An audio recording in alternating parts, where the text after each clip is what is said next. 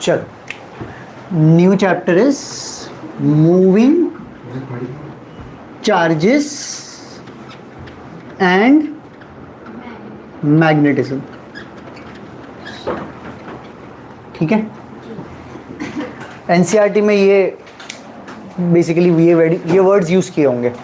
ठीक है, अगर हम लोग एचएससी बुक देखते हैं तो this is also called as magnetic effect, magnetic effect of electric current. कुछ लोग सीधा MEEC भी बोलते हैं। I like to call this as magnetism 1 also, क्योंकि मैग्नेटिज्म के भी 2 चैप्टर्स हैं, इसीलिए एक मूविंग चार्जेस एंड मैग्नेटिज्म और एक है मैग्नेटिज्म एंड मैग्नेटिक मटेरियल, ऐसा एक चैप्टर एक और है। ठीक है, वो बहुत छोटा है दूसरा वाला। ये कंपैरेटिवली यही है जो टाइम लेगा दोनों में से। स्टार्ट करते हैं अपन। इसके अंदर जो सब टॉपिक्स हैं वो है एक तो Biot Savart's law, Biot Savart's law, Ampere's circuital law, ये 2 से स्टार्ट होंगे मेन तो। उसके बाद मैग्नेटिक फोर्स,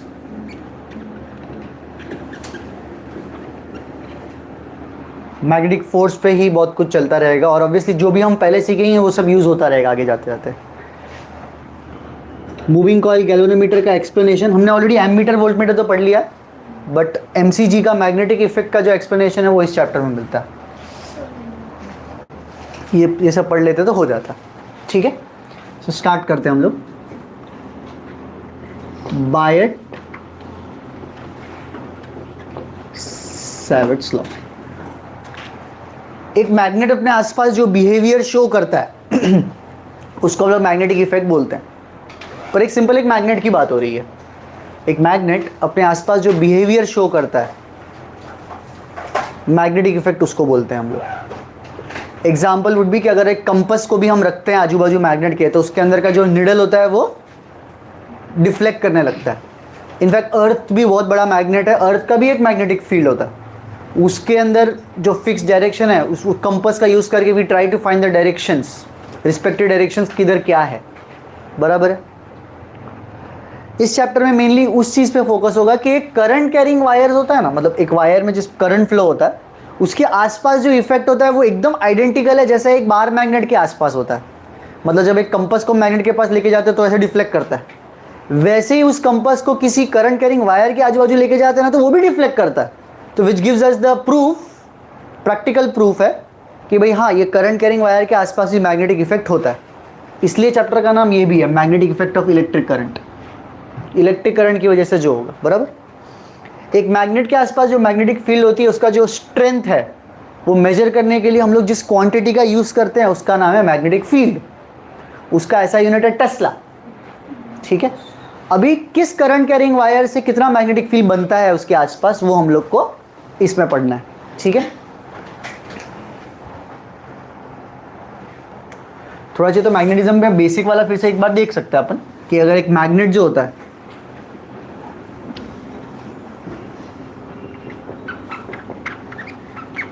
इंट्रोडक्शन के जैसे,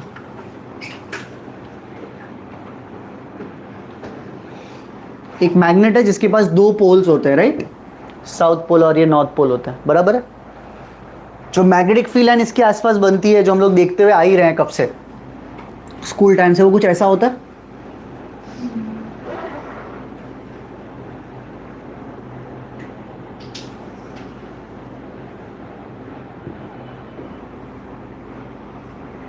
कुछ ऐसा, नॉर्थ में से फील्ड्स बाहर निकलती हैं और साउथ में से फील्ड्स अंदर जाती है। इन फील्ड्स का कोई एंड या स्टार्ट नहीं है। इलेक्ट्रिक फील्ड्स की प्रॉपर्टीज में फर्क है इसमें और उसमें, काफ़ी सिमिलैरिटीज भी हैं। इलेक्ट्रिक फील्ड लाइन की प्रॉपर्टी थोड़ी थोड़ी याद होगी, start from positive charge, terminate at negative charge. इनका ऐसा कुछ नहीं है, दे नेवर स्टार्ट और and, they always form close loops. उसके अंदर they never form close loops था। कुछ चीज़ें सेम भी है, दे नेवर इंटरसेक्ट, यहाँ पे they intersect. I am sorry, उसको देख के गड़बड़ हो गई। वहाँ पे था दे नेवर इंटरसेक्ट, यहाँ पे भी है दे नेवर इंटरसेक्ट। तो कुछ कुछ सेम भी है, ठीक है, क्लोज लूप्स में उधर क्लोज लूप नहीं बनता एटलीस्ट जो हमने फील्ड पढ़ी अभी तक, लेकिन इसमें क्लोज लूप ही बनता है क्योंकि इसका कोई स्टार्ट और एंड नहीं है। Magnetic field lines flow from north to south outside the bar magnet and south to north inside the bar magnet. मेरी बात समझ में आ रही है आपको? Magnetic field lines, let me just call this as MFL, magnetic field lines form closed loop. They move from north to south outside the magnet and south to north inside the magnet. They move from north to south outside the magnet and south to north inside the magnet.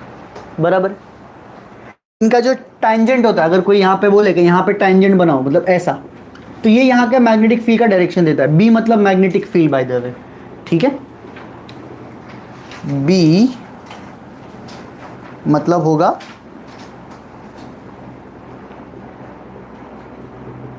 Magnetic field. B मतलब क्या रहेगा आपका? Magnetic field रहेगा। ये quantity है, इसके आसपास का जो स्ट्रेंथ है वो इंडिकेट करने के लिए कोई तो क्वांटिटी यूज करना पड़ेगा हम लोग को, तो वो मैग्नेटिक फील्ड है बी, ठीक है। तो लॉजिक नहीं दिख रहा होगा मैग्नेटिक फील्ड में बी का क्यों है, मेरे को भी नहीं पता कि क्यों उसमें बी लिखते हैं, होगा कोई ना कोई लैंग्वेज में कुछ बी से रिलेटेड।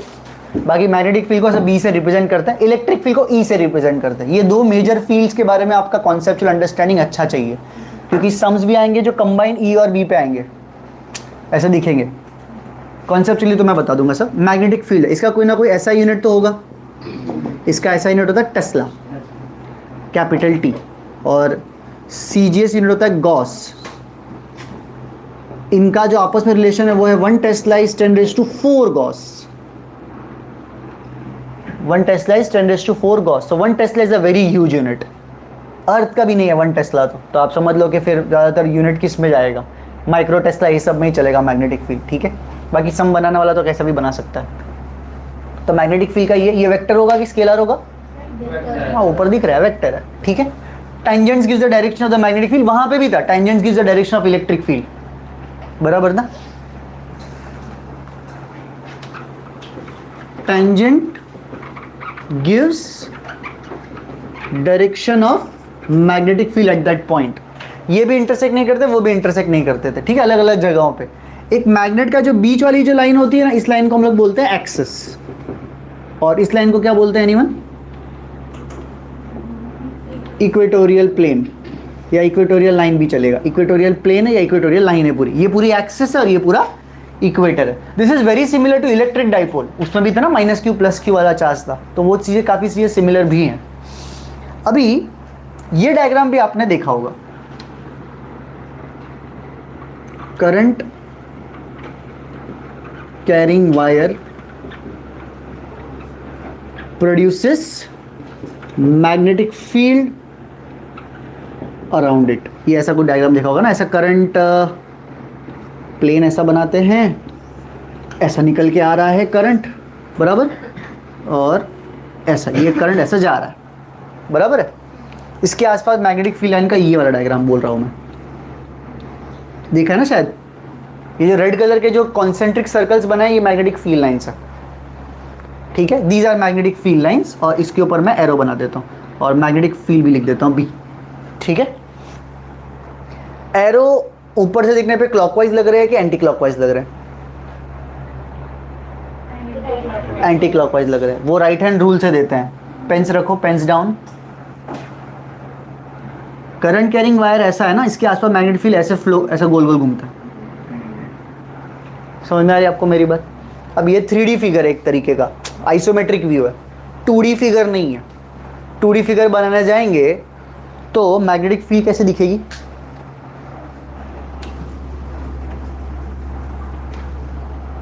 यस, 2D फिगर अगर बनाने जाऊं मैं, जैसे कि अगर ये करंट कैरिंग वायर है, बराबर, जो करंट कैरिंग वायर है वो कहाँ पे बना है? मैंने बोर्ड के प्लेन पे ही बना दिया है, बराबर है। वर्टिकली अप बोल सकता हूँ, डाउन टू अप, ऐसा कुछ बोल सकते हैं, राइट? ठीक। जो मैग्नेटिक फील्ड लाइन यहाँ से निकल रही होगी, मतलब इसके आसपास होगी ना मैग्नेटिक फील्ड लाइंस, 3D में कैन यू इमेजिन कि यहाँ से फील्ड बाहर निकल रही है और ऐसे घूम के ऐसे अंदर जा रही है।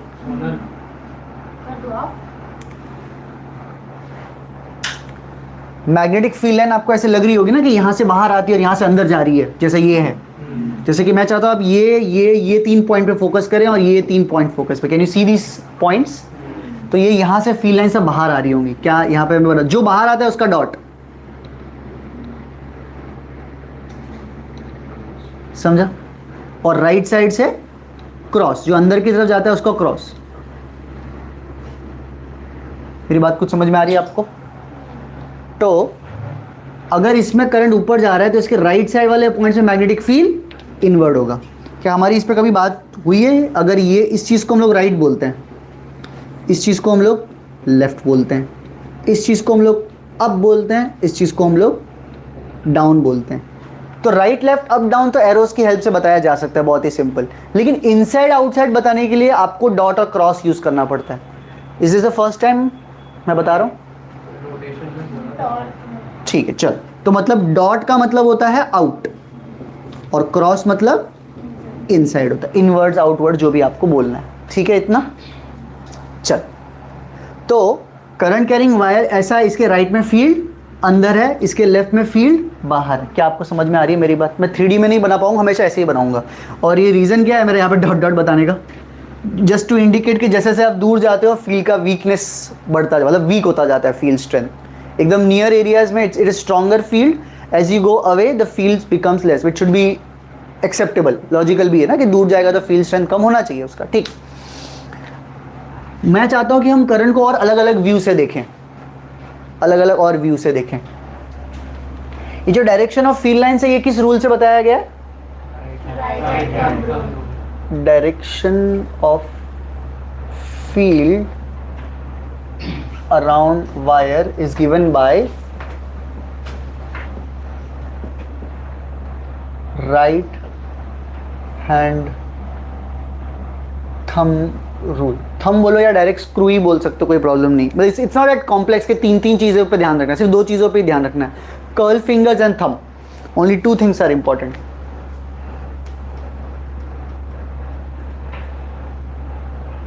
कर्ल फिंगर्स और thumb, that's it.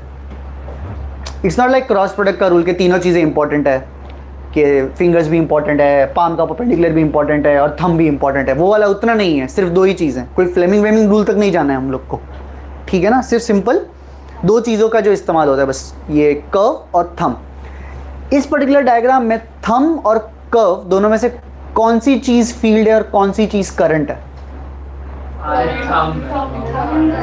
Thumb is the current and the curve fingers are behaving as a field. तो इस केस में they are interchangeable by the way. किसी और सिचुएशन में it would be convenient for us to use the curve fingers for the current and thumb will give the direction of the field in some other, कुछ किसी और situation में। ठीक है, चलो। तो ये इंटरचेंजेबल है दोनों। अभी एक एग्जाम्पल लेना है। Current flows in wire from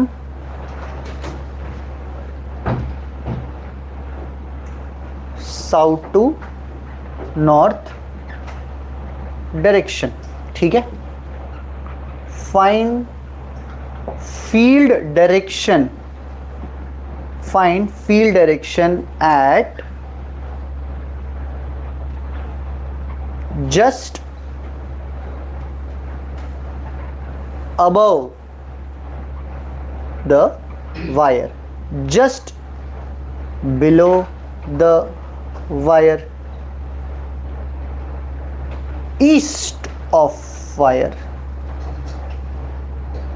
west of wire। 4 सवाल है, ठीक है? 4 सवाल है और ऑप्शंस भी दे देता हूं मैं काफी। एक मैं समझा दूंगा, अबव वाला वायर में समझाने का ट्राई करूंगा आपको, बाकी 3 आपको ट्राई करना है। ठीक है, चल। फर्स्ट पहले एक डायग्राम इमेजिन करना पड़ेगा ना, एक करंट कैरिंग वायर जो साउथ से नॉर्थ जा रहा है। इमेजिन करना शुरू करें। कैसा ले? ईस्ट वेस्ट, नॉर्थ सामने साउथ पीछे ले लेते हैं। ये जो हॉरिजॉन्टल प्लेन है इसमें ईस्ट वेस्ट नॉर्थ साउथ ले लेते हैं और ये अप और ये डाउन हो जाएगा, बराबर। तो करंट कैरिंग वायर, क्या मस्त वायर है भाई। करंट कैरिंग वायर किधर से किधर जा रहा है, मतलब ऐसा। इसके अंदर करंट कैरिंग वायर किस में, इसमें ऐसा इस तरफ है ना। तो ये जो करंट कैरिंग वायर इधर है, इसके वजह से फील्ड लाइन किधर बनेगी, इसके आसपास ऐसा बनेगी क्या। ये थंब ऐसा रखा तो ऐसा पूरा घूम के बनेगा, ऐसा ऐसा। पॉइंट किधर कंसीडर करना है, just above the wire. Above the wire मतलब इधर। कोई बताएगा इधर फील्ड का डायरेक्शन क्या है। Options are right, left, up, down, inside, outside.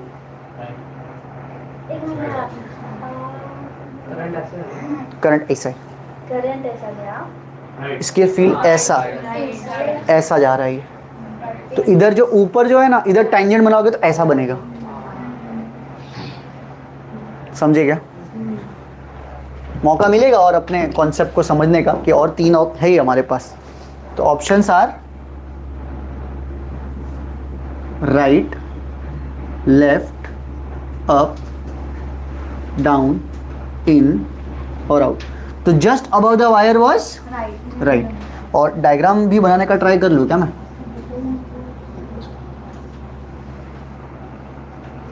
एक काम करता हूँ, अगर अंदर जा रहा है वायर तो ऐसा बनाओ, चलेगा। आई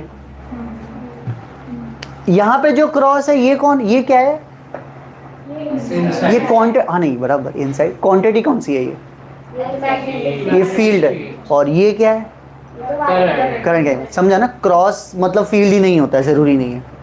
तो ये करंट कैरिंग अंदर जा रहा था ना ये ऐसा, तो इसके आसपास जो फील्ड है वो ऐसा बनेगा। इधर कौन है, ईस्ट है। इधर कौन है, वेस्ट है। ये कौन है, ये अप है और ये डाउन है। नॉर्थ तो अंदर है ना, समझ रहे हैं आपको।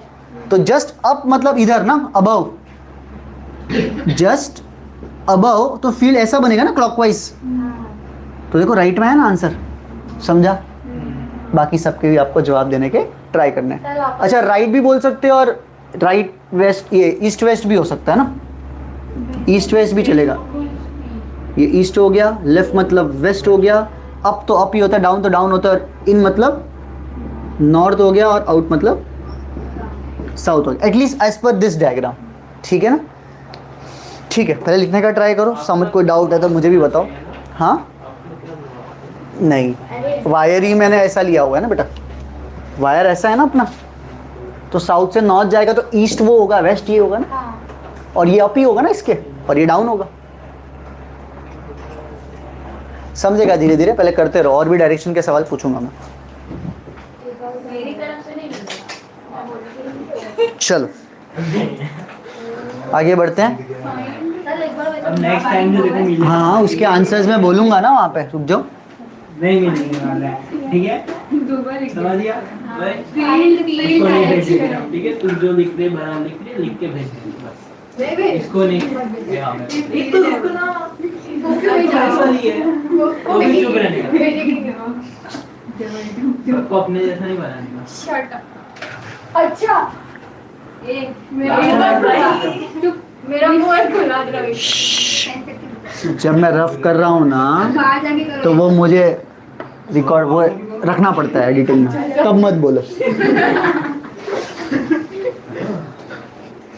नहीं तो अचानक से रफ करते करते क्या फास्ट है, पूरा रफ हो गया, हटा कट करना पड़ गया बीच का ही।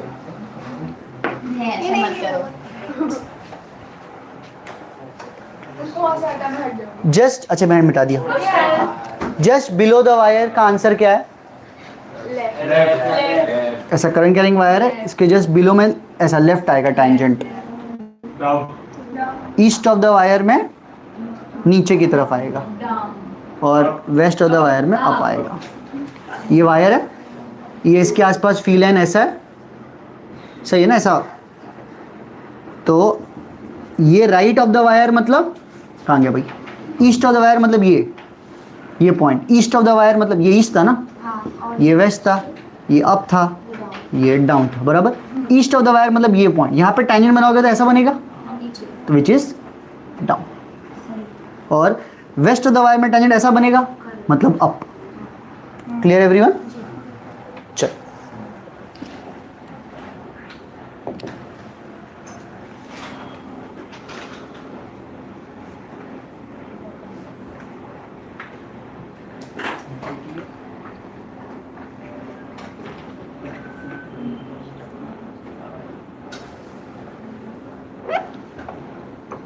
बाइट सेवर्ट्स पे चली देते हैं, थोड़ा बहुत डायरेक्शन का आइडिया तो आ ही गया ना आपको।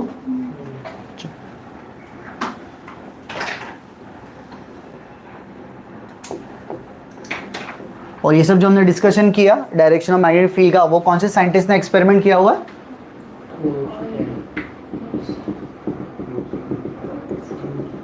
ओएस्टेड एक्सपेरिमेंट। स्पेलिंग में और मे नॉट बी राइट। शाबाश। चलो इधर देखेंगे, बायट सेवर्ट्स लॉ स्टार्ट करें यहाँ से। चल, एक करंट कैरिंग वायर ले लिया मैंने, एक करंट कैरिंग वायर लिया हमने, रैंडम शेप का है। इधर देख रहे हैं सब लोग, इसमें करंट ऐसे फ्लो कर रहा है आई से, बराबर लग रहा है, कोई भी रैंडम शेप, ठीक है। इसके आसपास जो मैग्नेटिक फील्ड का डायरेक्शन बनेगा वो कुछ ऐसा बनेगा, राइट? सही बोल रहा हूँ? ऐसा कुछ है, रैंडम बना दिया मैंने ऐसा फिर से। चलो, इस पर्टिकुलर एलिमेंट को ले लो यहाँ से। बायट और सेवर्ट दो अलग साइंटिस्ट हैं। एक एलिमेंट लिया हम लोगों ने, ये एलिमेंट छोटा सा एलिमेंट dl ले लिया मैंने। dl एक वेक्टर है। इसके साथ अगर मैं करंट को मल्टीप्लाई कर दूं ना IDL, तो इसको हम लोग बोलते हैं current element. Current element IDL जो दिख रहा है ना, ये क्या है आपका? Current element. ओके, एक पॉइंट है यहाँ पे। क्या मुझे आप इतना बता सकते हो कि ये पॉइंट पे, P पॉइंट जो भी है, यहाँ पे मैग्नेटिक फील्ड का डायरेक्शन क्या होगा इस एलिमेंट की वजह से? Right, left, up, down, inside, outside. पहले हमारी बात हो गई थी, किसी वायर में करंट ऊपर जाता है तो उसके राइट में फील्ड अंदर होता है। ये हमारी बात हो रखी है ना पहले से। तो यहाँ पे मैग्नेटिक फील्ड अंदर, क्योंकि आप सिर्फ छोटे से एलिमेंट की वजह से निकाल रहे हो मैग्नेटिक फील्ड। ये जो पॉइंट है ना, इस एलिमेंट के रिस्पेक्ट में लेट से एक पोजीशन वेक्टर R पे बैठा है। ये पोजीशन वेक्टर का मतलब पता है ना सबको, एक पॉइंट का position with respect to some origin, तो ये वो पॉइंट है। ये आइडियल करंट एलिमेंट और ये क्या है? Position vector. पोजीशन वेक्टर, ये आइडियल करंट एलिमेंट और ये पोजीशन वेक्टर, इनके बीच में एंगल दिख रहा है किसी को? थीटा। यहाँ पे जो मैग्नेटिक फील्ड प्रोड्यूस हो रही है उसका नाम मैं रखता हूं मैं dB। ठीक है, सब एलिमेंट, सब क्वांटिटीज का जो इंट्रोडक्शन है वो क्लियर है सबको, मीनिंग हर एक चीज का। इन सब में आपस में जो रिलेशन है ना वो अभी दिखेगा। लॉ है, डायरेक्ट फॉर्मूला ही हमारे पास। उन्होंने बोला कि ये जो मैग्नेटिक फील्ड है ना, this is proportional to current element. हमने बोला ठीक है, ठीक है। इनफैक्ट उन्होंने बोला आइडियल साइन थीटा। फिर उन्होंने बोला कि ये जो पर्टिकुलर मैग्नेटिक फील्ड है ये inversely proportional to square of the distance follow करती है। ठीक है, तो लिख दो इन सबको, दोनों को एक साथ लिखेंगे तो कैसा दिखेगा? dB is proportional to IDL sine theta upon R का स्क्वायर। प्रोपोर्शनलिटी साइन हटाएंगे तो उसका नाम है mu naught upon 4 pi ideal sine theta over R square. ये बेसिकली इसको बोलते हैं scalar form of Biot Savart's law. ठीक है, कुछ जो नई चीज दिख रही है उसके बारे में सोच लिया जाए पहले। इस पूरे टर्म के बारे में बात करते हैं खाली। म्यू नॉट का नाम होगा, एप्सिलॉन नॉट का नाम क्या है? Permittivity of free space. इसका नाम है परमिएबिलिटी ऑफ फ्री स्पेस। अभी कल ही की बात है, जब कभी यूनिट्स एंड मेजरमेंट पढ़ा था तब ये सब था, डायमेंशंस वगैरह निकालने थे। इसको इग्नोर करने में मज़ा आता था। ओहो, देख लेंगे आगे हैं, देख लिया। अभी हर चैप्टर, हर एक्सरसाइज हम लोग को देखता है।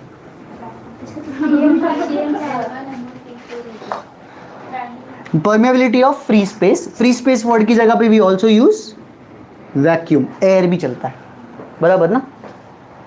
परमियाबिलिटी, इसका वैल्यू है 4 पाई इंटू 10⁻⁻⁷। अच्छी बात है ना। तो मतलब म्यू नॉट बाई 4 पाई पूरे का वैल्यू क्या हो जाएगा? जब म्यू नॉट का वैल्यू 4 पाई इंटू 10⁻⁷ है तो म्यू नॉट अपॉन 4 पाई का वैल्यू 10⁻⁷ हो जाएगा, बराबर है। वहां पे 1/4 पाई एप्सिलॉन नॉट का वैल्यू क्या था? 9 into 10⁻⁹, correct. Unit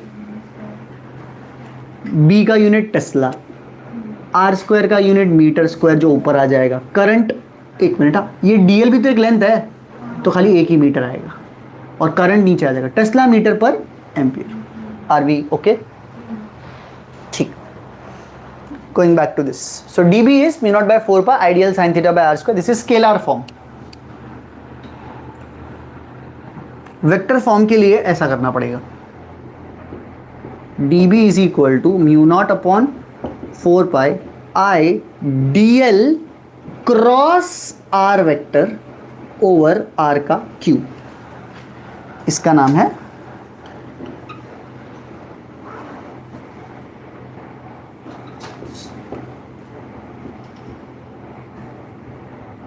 vector form. इसका नाम है vector form.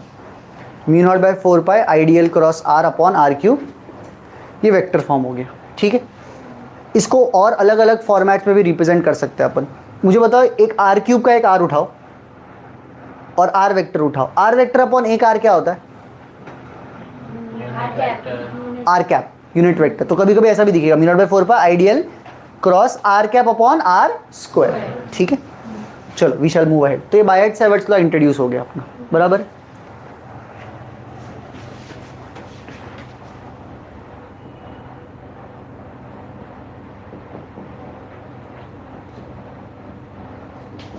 derive expression for field due to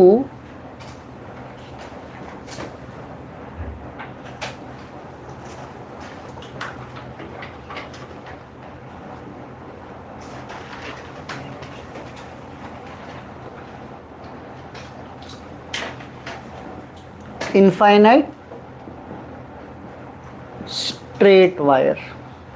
derive expression for magnetic field due to infinite straight wire, बराबर है इतना। तो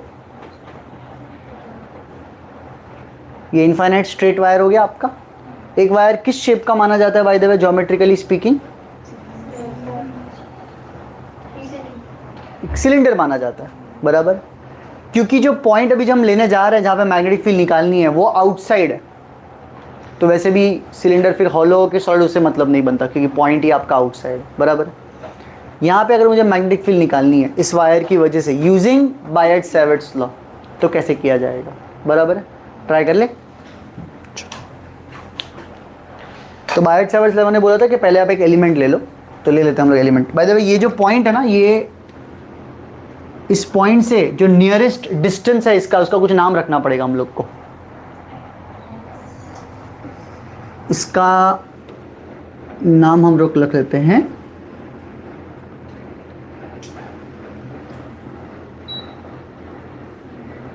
आर परपेंडिकुलर, ठीक है। यहाँ पे जो मैग्नेटिक फील्ड आने वाली है वो क्रॉस से आने वाली है फिर से, और वो मैग्नेटिक फील्ड क्या हो जाएगी? बी। एक छोटा सा एलिमेंट ले रहा हूँ मैं यहाँ पे, बराबर ना। इसका नाम आइडियल रख सकते हैं ना फिर से। ये आपका डीएल एलिमेंट है, ये डीएल। और इधर से लेकर जो इधर तक का जो लेंथ है ना, उसको मैं सीधा एल बोल देता हूँ। और इधर से इधर तक के डिस्टेंस को क्या बोल सकते हैं हम लोग? Simply R. ये आर परपेंडिकुलर, ये आर है, और ये एंगल यहाँ पे थीटा हो गया। सही लग रहा है? ठीक। तो मैग्नेटिक फील्ड का इक्वेशन क्या होगा by Biot Savart's law for small magnetic field dB?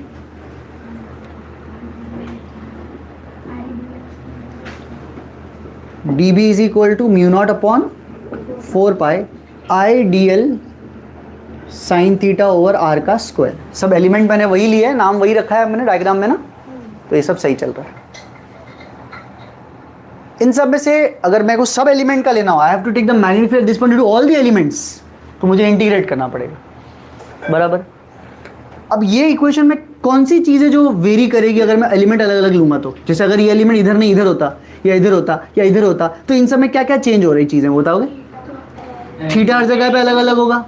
DL तो खुद ही वो एलिमेंट है ना, तो वो तो उसकी बात नहीं कर सकते आप। और क्या चेंज हो रहा है? तो ये आर और थीटा दोनों वेरी, आई कांस्टेंट है, ये पूरा एक कांस्टेंट है, ये तो बाहर आ जाएगा। तो इंटीग्रेशन में अंदर की चीज़ को डील करना है आपको। एक थीटा भी वेरी कर रहा है और एक आर भी वेरी कर रहा है। चलो आगे बढ़ते हैं। नेक्स्ट स्टेप क्या बन जाएगा? जो पूरा मैग्नेटिक फील्ड बी है वो हो जाएगा इंटीग्रेशन ऑफ डी बी, यानी कि integration of mu naught upon 4 pi I D L upon R का स्क्वायर। साइन थीटा को क्या लिख सकते हैं एज पर दिस डायग्राम? या साइन थीटा को रहने देता हूं मैं, आर स्क्वायर की जगह कुछ लिख सकते हैं क्या टिगो के टर्म्स में?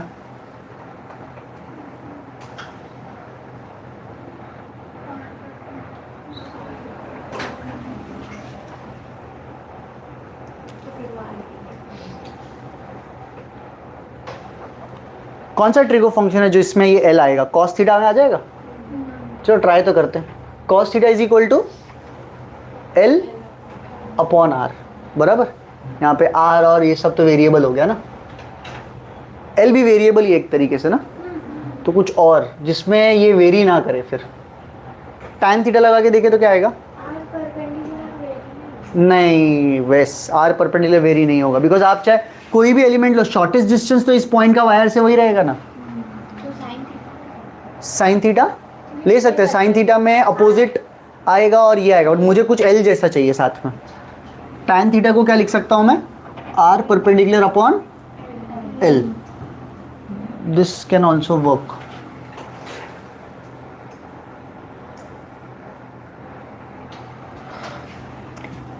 और अगर मैं डायरेक्ट इसमें पुटी कर दूं साइन थीटा, तो इसमें से कांस्टेंट क्या बाहर आ जाएगा? म्यू नॉट बाय 4 पाई बाहर आ जाएगा। म्यू नॉट अपॉन 4 पाई बाहर, आई बाहर, अंदर क्या बचता है? डी एल साइन थीटा की जगह पे अपॉन आर, और नीचे क्या है? आर स्क्वायर पहले से था ही, आर परपेंडिकुलर भी बाहर आ जाएगा अभी। So b is equal to mu naught upon 4 pi I, ये आर परपेंडिकुलर भी बाहर आ जाएगा ना।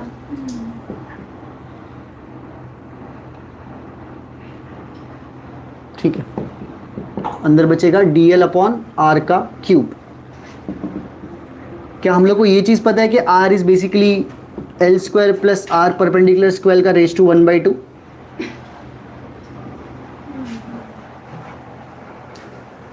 ये कर सकते हैं ऐसा, तो ये उसमें पुट कर दो, क्या आ जाएगा? Mu naught upon 4 pi I R perpendicular integration D L upon, ये पूरा लिख दूं, L square plus R square raise to 1/2। पर ये क्यूब भी है ना, तो इधर क्या लिखूं? हाँ, अब इंटीग्रेशन में आप ध्यान देखोगे तो अभी सिर्फ कांस्टेंट है और एक वेरिएबल है, और डी एल भी उस टर्म्स में आ गया, तो अब ये इंटीग्रेट हो सकता है। ठीक है, आपने समझ में आ रहा है मेरी बात आपको इतनी? ठीक, देख लो ज़रा एक बार कोई स्टेप कहीं पे भी। सर आप बस ये कहाँ से लाए? हाँ, ये पाइथागोरस से लाया ना। R square is equal to, मैं बोल सकता हूँ L square plus R perpendicular square Pythagoras. तो आर क्या हो जाएगा? ये स्क्वायर हो जाएगा तो 1/2 हो जाता ना। समझा अभी तुझे ये वाला इतना? ठीक है, और सब तो समझा, मेरे को बस वो मतलब अपोजिट और ये सब निकालना तो दिक्कत होता है, मतलब कब कर रहेगा। अभी फिलहाल तो ये डेरिवेशन है जो बोर्ड्स वाले को ज़्यादा इंपॉर्टेंट है। समझा कि थीटा के साथ रहता है तो उसका अपोजिट बोलते हैं ना ऐसा। वो तो रिजोल्यूशन ऑफ वेक्टर है, वो रिजोल्यूशन वेक्टर, ये रिजोल्यूशन वेक्टर नहीं है। इधर तो बस सामने सामने ट्राइंगल दिख ही रहा है। Sine theta is opposite upon hypotenuse, cos theta is adjacent upon hypotenuse, tan theta is opposite upon adjacent. अभी इनमें से कौन अपोजिट है वो तेरे को जानना है। हाँ, मैं समझाता हूँ, रहने देता हूँ। इधर देखो, आगे बढ़ रहे बाकी लोग अपन। सर वो म्यू नॉट बाय स्टेप नहीं समझा। फर्स्ट स्टेप, सेकंड स्टेप, दोनों ही। ये तो इधर से लाया होगा मैंने। ये पूरा ऐसा का ऐसा लिख दिया, आई बाहर आ गया, डीएल अंदर है, आर स्क्वायर अंदर है, साइन थीटा को यहाँ लिख दिया। बट ये आर परपेंडिकुलर कैसे बना रहा है? आर परपेंडिकुलर कांस्टेंट है। आप अगर आपका एलिमेंट इधर भी होता तो एक पॉइंट इधर कनेक्ट करता, पर ये शॉर्टेस्ट डिस्टेंस तो यही रहता ना। मैं चाहे कितने भी एलिमेंट ले लूँ ये चेंज नहीं होगा, तो वो बाहर आ गया। ठीक है, डोंट वरी, वो ज़्यादा देर तक बाहर रहेगा नहीं, वो न्यूमरेटर में तो 100% नहीं रहेगा। ठीक है, after integrating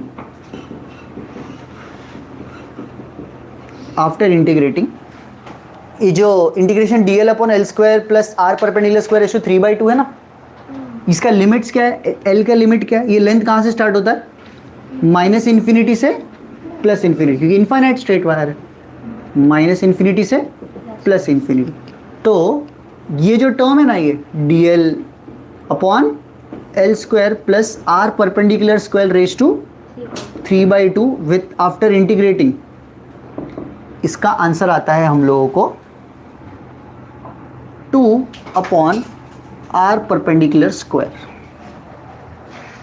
2 upon R perpendicular square. ये अभी फिजिक्स में हम लोग को करने की ज़रूरत नहीं है, जो मैथ वाले स्टूडेंट है ना उनको ये खुद से ट्राई कर लेना है। ठीक है, बाकी किसी को कुछ नहीं करना है। ठीक है, ये पुट करने का काम अभी हम सबको मिलके करना है।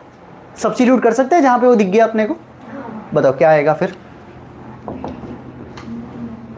म्यू नॉट अपॉन एक आई बचा है, एक आर परपेंडिकुलर बचा है, और ये क्या आ गया 2 अपॉन आर परपेंडिकुलर का square. What is the simplified result? काट नहीं सकते इसको? बिल्कुल बिल्कुल, ये ले एकदम खतरनाक। b इज इक्वल टू जो भी अभी आएगा वो मुझे लिखना है। ठीक है, ये आपके इस चैप्टर का D1 हो गया अपने लिए। डन है इतना। बोर्ड्स में भी डेफिनेटली आप ऐसा लिख सकते हो डायरेक्टली कि ये करने पे ये आने वाला है। ठीक है, अब जब आप मटेरियल को ही फॉलो करोगे ना जो बोर्ड्स के लिए करेंगे, तो हो सकता है वो इसको कुछ और नाम दे, स्मॉल ए नाम दे, तो तुम देख लेना उसके हिसाब से। समझ में आ रही है मेरी बात? आई होप मैंने कॉन्सेप्ट ज़रूर समझा दिया कि ये इधर तक कहाँ से क्या लेके आ रहे हैं। इसका जो रिजल्ट आएगा ना वो बहुत बार अप्लाई करेंगे कि इसका रिजल्ट तो याद होना ही होना है तुम लोग को। ठीक है, चलो लिख लो पहले अच्छे से।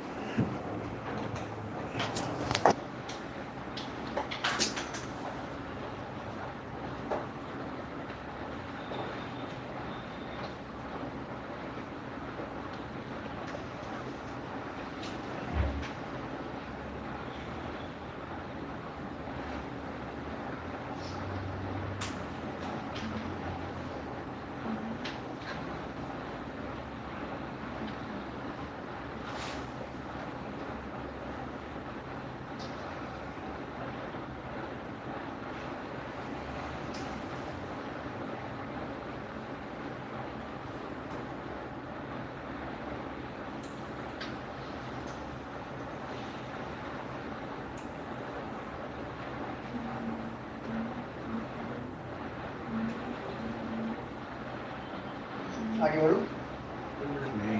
सब पहुंच गया ना लास्ट में ऑलमोस्ट। एक साइड बाकी है।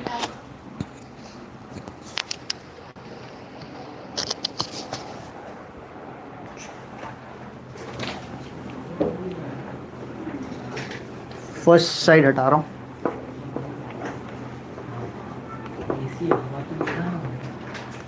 सेकंड साइड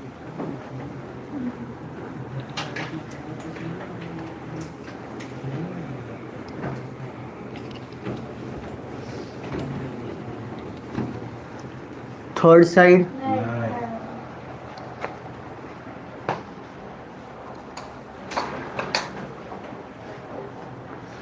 लास्ट में रिजल्ट कहाँ पहुँचाया था हमने? b is equal to mu naught upon 4 pi into 2i upon r perpendicular. बराबर, एक तो ये फॉर्मेट हो जाएगा और एक फॉर्मेट हो जाएगा सीधा mu naught i upon, simplified result क्या हो जाएगा 2 pi r perpendicular. So this is the result. कौन सा अच्छा लग रहा है आपको? लास्ट वाला अच्छा लग रहा है। कुछ लोगों को फर्स्ट वाला भी अच्छा लगता है, क्योंकि डायरेक्ट जब न्यूमेरिकल सॉल्व करते हैं ना, अगर when the values are given, तो कुछ लोगों को ये अच्छा लगता है। मुझे तो हमेशा यही अच्छा लगता है, क्योंकि मी नॉट की जगह पर मैं 4.10 डाल ही सकता हूँ ना कभी भी, फिर वो कट तो हो ही जाता है वैसे। बट ठीक है, I have seen student use this also often. ठीक है, तो magnetic field mu naught I by 2 pi r perpendicular, this is due to infinite wire. Okay, how is b and r related? तो graph कैसा होगा inverse का, बराबर, तो वो उतना मैं बता नहीं रहा अभी, ठीक है ना।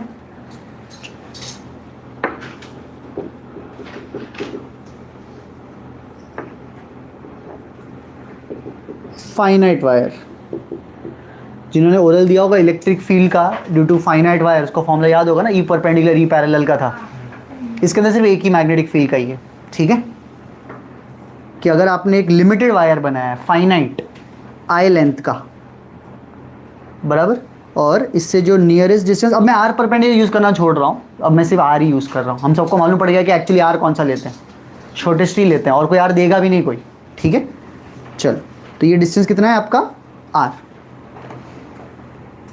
इलेक्ट्रिक फील्ड में याद है आप इसको कनेक्ट करते थे एंड्स को, और एंगल्स के नाम क्या रखते थे हम लोग, θ1 और θ2। इसके अंदर मैग्नेटिक फील्ड अंदर की तरफ जाएगा, और वो मैग्नेटिक फील्ड का फॉर्मूला मैं लिख रहा हूँ direct, μ0/4π I/r sin θ1 plus sin θ2। ये फॉर्मूला हो जाएगा आपका किसका, फाइनाइट वायर का। Is this clear everyone. इसी से अगर इनफाइनाइट डिराइव करना हो तो θ1 θ2 का वैल्यू क्या लिया जाएगा, यस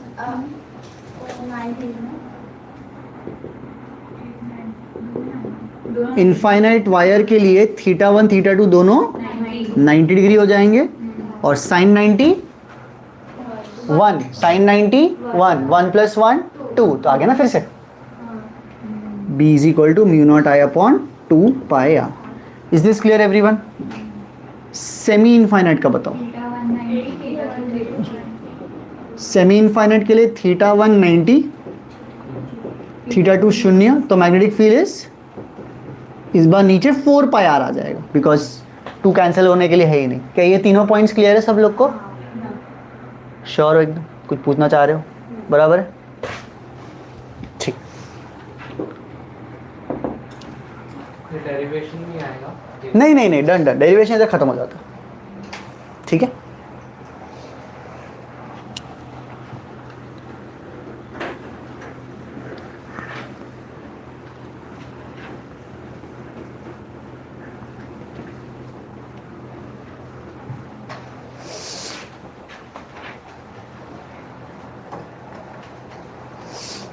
इनफाइनाइट वायर और एक सेमी इनफाइनाइट वायर।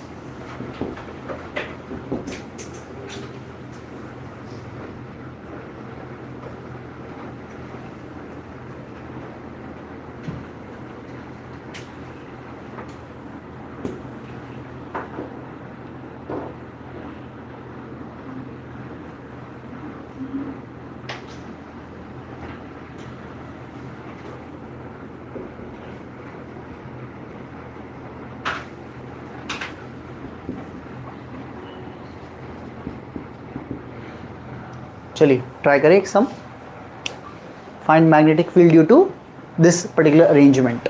ये राइट साइड का हटा दूं सर,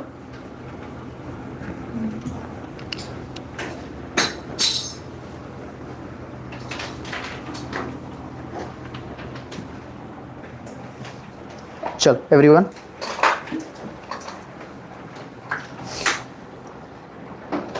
डायग्राम में क्लैरिटी है पहले आपको। How many wires can you see, infinite wires, there are 3 infinite wires, okay, and the respective currents are I in the upward direction, 2I in the downward direction, 3I in the upward direction, and they are separated by a distance 2d 2d. Find the field at this point P which is at a distance of at P from the one of the wires. चाहिए तो wire का नाम हम रख सकते हैं ABC करके, ठीक है, 1 2 3 भी बोल सकते हैं, वायर 1 2 और 3, ठीक है।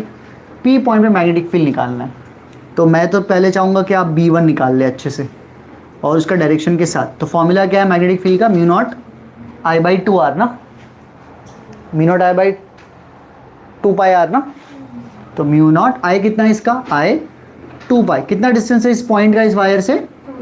d, इसका तो d है ना खाली। और डायरेक्शन क्या लिखूं यहाँ पे? Right left up down inside outside. इस वायर की वजह से यहाँ पे। Is this clear everyone? समझ रहे हैं आपको? देखो 3 वायर है बट मैंने फिर भी एक वायर पे एट अ टाइम फोकस किया। डन है इतना समीर? फिर मैं चाहूंगा मैं दूसरे वायर पे चले। B2 फॉर्मूला है म्यू नॉट। करंट कितना है सेकंड वायर में? 2 है। और डिस्टेंस कितना है इस वायर का इस पॉइंट से? D2D तो पूरा है, तो D ही बचा ना, ये भी D है। डायरेक्शन सोचने वाली बात है। बताइए, right left up down inside outside. Outside नहीं, इनसाइड ही होगा। वायर ऐसे जा रहा है ना इस बार, तो ये जो पॉइंट है ये इसके लिए ऐसा राइट साइड पे, तो इनसाइड ऐसा। इनसाइड होगा। हाँ इनसाइड हो। अरे एक वायर में करंट अगर ऊपर जाता है तो उसके राइट में फील्ड अंदर होता है और उसके लेफ्ट में फील्ड बाहर होता है। लेकिन अगर करंट ही उल्टा कर दिया तो ये रूल्स भी उल्टे हो जाएंगे ना, समझा? तो वायर में करंट नीचे है तो उसके लेफ्ट में फील्ड अंदर। जब वायर में करंट ऊपर था तो उसके राइट में फील्ड इनसाइड था। तुमने करंट का डायरेक्शन उल्टा किया तो रूल भी उल्टा हो जाएगा, समझा? वैसे भी चलेगा। तो डायरेक्शन क्या है? ये inside. Third wire mu naught. Current कितना है थर्ड वाले में? 3 है अपॉन 2 पाई। कितना डिस्टेंस है इस वायर का इस पॉइंट से? 2D plus D 3D। और डायरेक्शन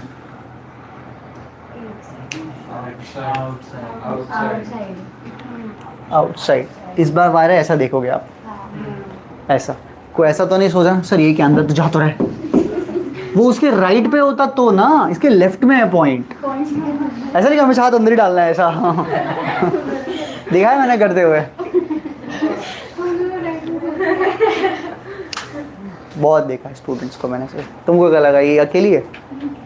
नहीं, मैंने सही बोला। आपने सही बोला।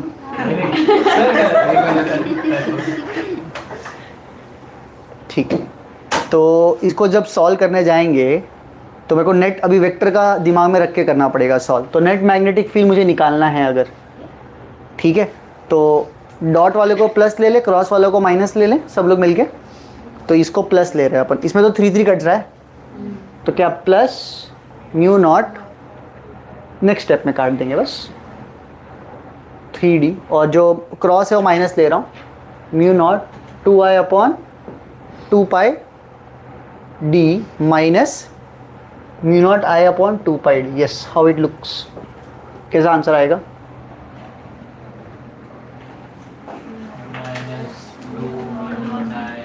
थ्री थ्री कट गया। नहीं, हर जगह पे 2 पाई रहने दो नीचे, समझे? तो mu naught i upon 2 pi d तो बाहर निकाल लो। तो पहला टर्म में कुछ नहीं बचा, इधर 2 बचा, इधर -1 बचा। कितना आ जाएगा भाई? -2 mu naught i divide by 2 pi d। चाहिए तो अभी इसको 2 काटना तो काट दो, mu naught i by pi d। और माइनस इंडिकेट के नेट फील्ड अंदर की तरफ है, बराबर ना? वेक्टर फॉर्म में माइनस के कैप आ गया। This is my answer. Is this clear everyone? चलेगा सबको?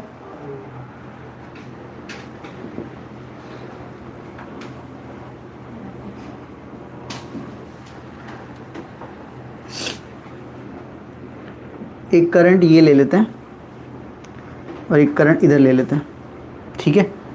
ये करंट ले लेते हैं I और ले लेते हैं 2i।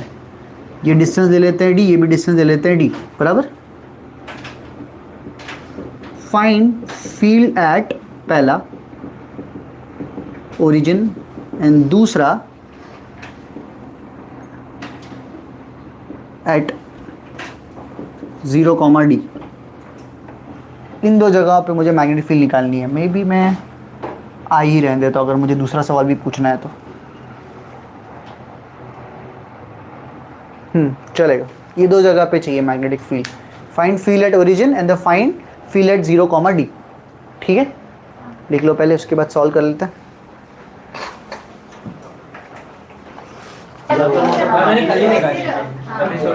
चलो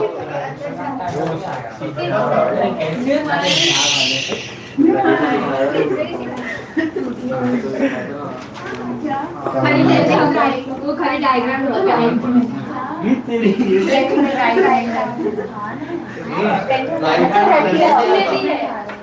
गाइस, सर एक बार फिर समझाओ। मैं समझाया ही नहीं लेकिन अभी तक। अभी समझाऊंगा मैं। ये देखो अभी मैं समझाता हूँ। पहले ओरिजिन मतलब ये पॉइंट, हाँ, ये समझ, ठीक। ठीक है। अब ये जो करंट कैरिंग वायर है ये बाहर आ रहा है ऐसे, हाँ। इसके आसपास जो फील्ड है वो ऐसा बनेगा। सर बाहर बोलो तो ये अंगूठा किस साइड रखते हैं? हाँ, थंब ऐसा बाहर, तो फील्ड ऐसा आएगा, ऐसा गोल गोल घूमेगा इसके आसपास। ऐसे। ऐसा बनेगा ना सर्कल। लेकिन फील तो लेकिन को तो इस साइड है ना। वो अलग बात है, मैं पॉइंट्स का नहीं बता रहा हूँ अभी। तो मैं बस तुझे इतना बता रहा हूँ कि ये करंट की वजह से फील्ड ऐसा बनेगा, हाँ। ऐसा बनेगा। अब ये जो पॉइंट है इधर है, तो यहाँ से जो फील्ड पास हो रही होगी वो ऐसा इधर ऊपर, ठीक है। ये हो जाएगा बी।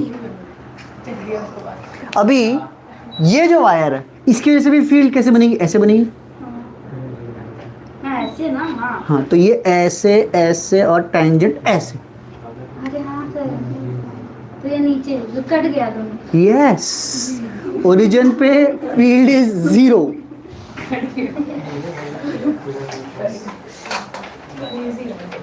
चल, इसका जो सेकंड पार्ट है वो करते हैं, पहले अच्छे से समझते हैं गाइस। यहाँ पे करंट किधर है? डॉट। यहाँ पे करंट किधर है? डॉट। ये डी डिस्टेंस है, ये डी डिस्टेंस है। मेरी कुछ बात सुन रहे हो, समझ रहे हो? यहाँ पे चाहिए ना फील्ड, बराबर है?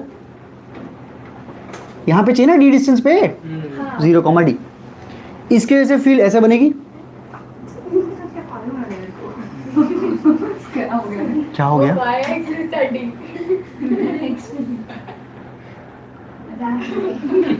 ये फील्ड ऐसा बनेगा, ऐसे ऐसे बड़ा सर्कल बनाया, जहां पे इधर से जब पास होगा तो वो ऐसा बनेगा ना। हाँ, हाँ, जी।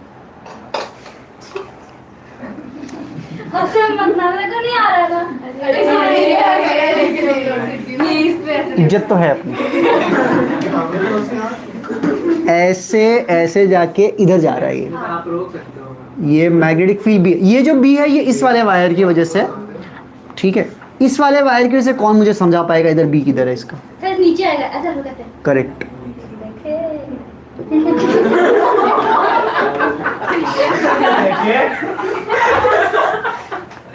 मुझे कुछ नहीं आ रहा है इसे लेके देखे।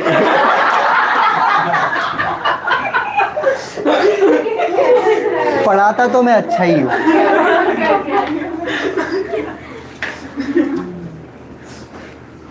सोनल का अलग से पूरे सीरीज का वीडियो बनाना चाहिए ऐसे। जितनी बार उसका कंपाइल होगा ना, मतलब मेरे जितने सारे वीडियो सब है ना एक साथ सब बनाए, सिर्फ सोनल का ऐसा ये रहा है। अपीयरेंस एक इसका, एक जब दक्ष का नाम इंट्रोड्यूस हुआ है तब, और एक अमय का, ये 3 का तो बनता है। अमय का तो कितने टाइम से रील में पड़ा हुआ है मेरे पास कि कब मैं डालूंगा, जा ही नहीं रहा है। डाल तो दिया। नहीं, इस बार तेरा इधर काम करते हुए है तेरा भाई, बट हो ही नहीं रहा मेरे से अपलोड। चलो कोई नहीं। हाँ, ये भी समझ गया मतलब तुम लोग, क्योंकि ये सब डी है तो ये सब 45 डिग्री वाले हो जाएंगे। तो ये सब भी 45, ये सब भी 45। एक बी का वैल्यू कितना हो जाएगा? μ0 I upon 2 pi. What is the distance between this point and this point? Well, this wire and this point? √2d. क्या मेरी बात समझे? नहीं समझे? एक वायर का जैसे डिस्टेंस। अब जो नेट बी है रिजल्टेंट, ये दोनों बी का ऐसा 90 डिग्री पे मतलब √2 भी हो जाएगा। क्या बोलते हो? या किसी को चाहिए तो वो ऐसा भी कर सकता है कि बी का cos 45 2 बार, ये बी का cos 45 2 बार भी ले सकता है। वो तो नसीब अपना 45 डिग्री है तो सब अच्छा लग रहा है। बाकी कोई दूसरा एंगल होता तो यही करना पड़ता, B cos that theta into 2। चलो विल कीप गोइंग। तो ये √2 इधर है और ये बी में भी इधर है, तो आंसर क्या आ गया? ये √2 लिखूं इधर? तो रूट टू कट गया, तो आंसर कितना आ गया? वही आ गया। Mu naught I divide bye 2 pi D. क्या मेरी बात समझ पा रहे हो तुम लोग? ठीक है। इनफाइनाइट वायर का बस एक और कर लेते हैं। इस बार पूरा एक्स एक्सिस इनफाइनाइट ये वायर है और पूरा वाई एक्सिस भी एक वायर है। This is current I and कुछ और करंट भी ले सकते हैं, √3i। √3i। Find the point where the magnetic field is 0। Find points where B is 0। 4 quadrants है आपके पास, बराबर है?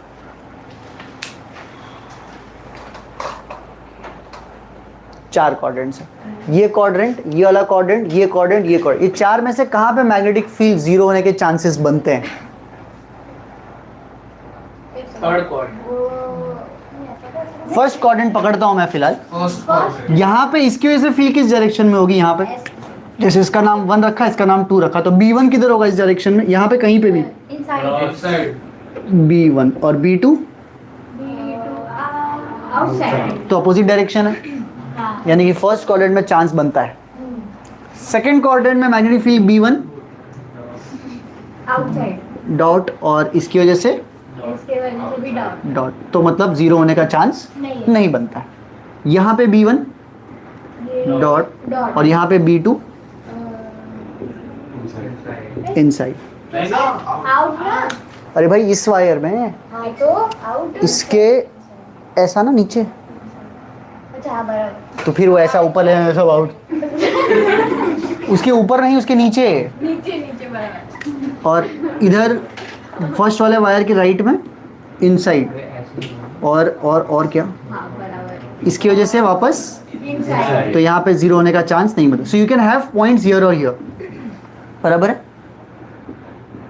तो ये करंट्स ले रहा हूँ, इसमें करंट कितना है अपना I, इसमें है √3i, बराबर है? तो यहाँ पे कोई तो पॉइंट है जिसका हम लोग को कोई आइडिया नहीं है, पर ये पॉइंट का नाम मैं ले रहा हूँ x, y।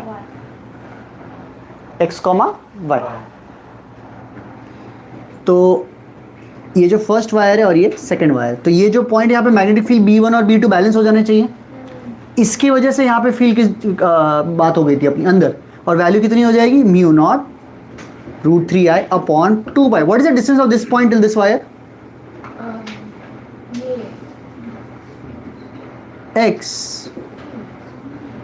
Is equal to, इस सेकंड वाले वायर की वजह से यहाँ पे field mu naught i upon 2 pi. What is the distance? This distance y।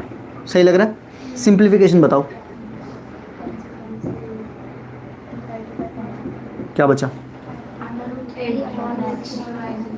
√3y is equal to x. Any point which satisfies this equation will have the net field 0. मतलब कोई एक point नहीं है, पूरी लाइन है ऐसी। There is a entire line passing through origin जिसके अंदर कोई भी पॉइंट पकड़ो वहां पे field will be 0. All that point has to do is satisfy this equation. ठीक है? तो वो पॉइंट कैसा दिखेगा बाय द वे? कुछ ऐसा दिखाई देगा। तो यहाँ पे इन सब जगह पे फील्ड इक्वल एंड पॉजिटिव आएगी पक्का। और कोई अगर मैं पूछूँ ये एंगल कितना है तो sir y equal to mx पता है?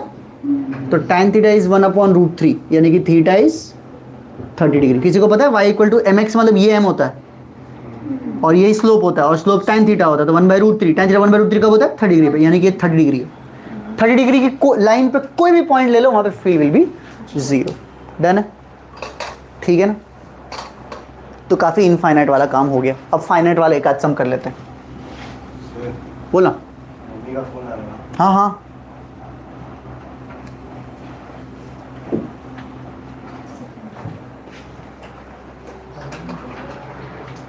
फॉर्मूला शीट में भी काफी फाइनाइट वाले मिलेंगे, उसमें से मैं एक उठा रहा हूं।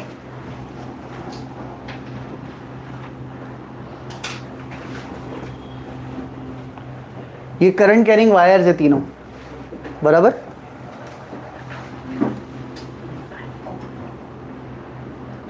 ये करंट कैरिंग वायर है और इस ट्रायंगल का साइड लेंथ क्या लेना चाहोगे आप?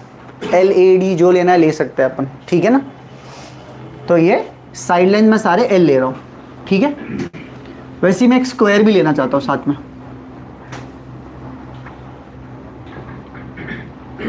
बराबर लग रहा है।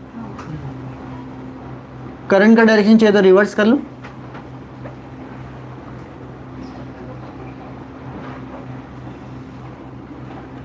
और L साइड करंट I, दोनों में ही मैग्नेटिक फील्ड एट सेंटर निकालनी है। Find magnetic field at centre, find magnetic field at centre निकालनी है। कैसे करेंगे?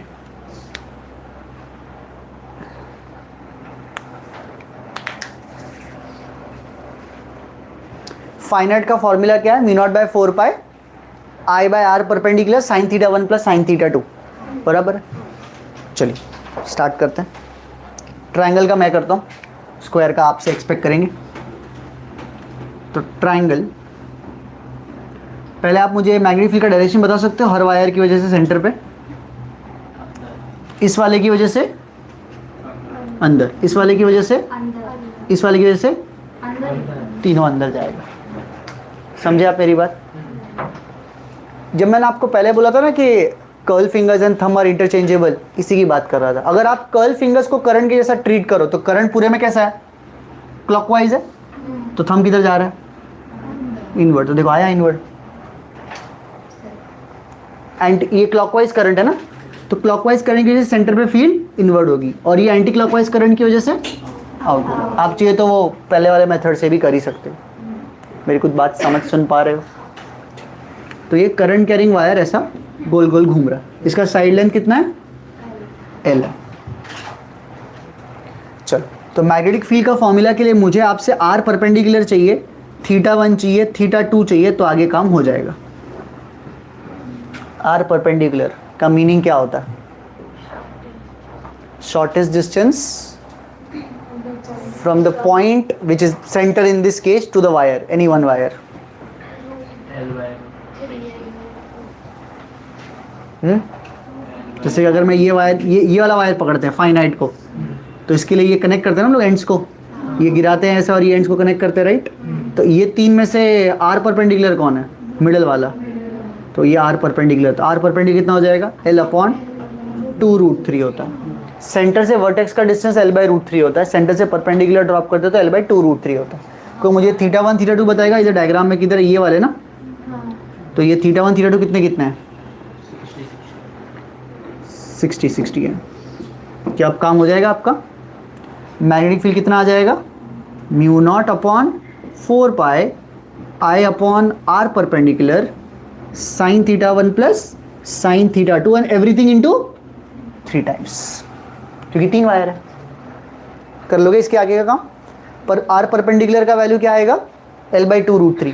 साइन 60 का वैल्यू पता है? √3/2 इसके आगे का काम तुम्हें खत्म करना है, और स्क्वायर का भी मैं आपके साथ डिस्कस करके खत्म करता हूँ। यहाँ पर इस बार फर्क ये है कि मैग्नेटिक फील्ड इस बार किस डायरेक्शन में होगा? इसमें ये क्लॉकवाइज है तो इनसाइड, और ये क्लॉकवाइज है तो सॉरी एंटी क्लॉकवाइज है तो outside. Anti out, anti out, clock in, anti out, ठीक है। Anti clockwise current will produce outward magnetic field always. चलो इसमें भी मुझे बस ये बता दो, R परपेंडिकुलर कितना लूँ, और सिमेट्री तो है तो थीटा 1 थीटा 2 कितना लूँ बताओ। ये R ये कितना लोगे?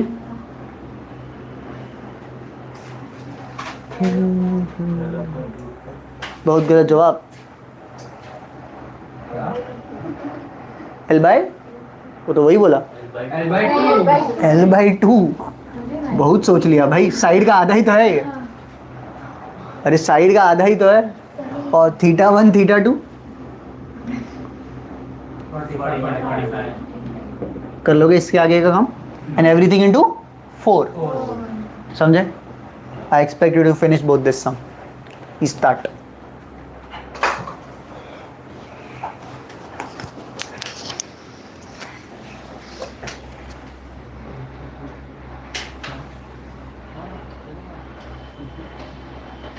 क्या बोलते हैं? चल आगे बढ़ रहा हूँ।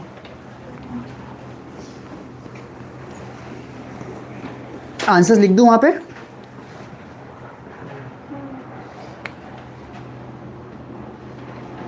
सॉल्व करके लिखाऊं या आ गया सबको? 9 mu naught I divide bye 2 pi L, आया ये वाला? और इसका सॉल्व करके आएगा mu naught, sorry 2 √2 mu naught I divide bye pi L, ये आया? ठीक है, मैं n साइडेड पॉलीगॉन के लिए डायरेक्ट रिजल्ट दे रहा हूं। जैसे कि पहला जो ट्राइंगल है वो कितने साइड का पॉलीगॉन बोला जाता है? 3 साइड, और जो नेक्स्ट वाला है वो 4 sided. n sided polygon,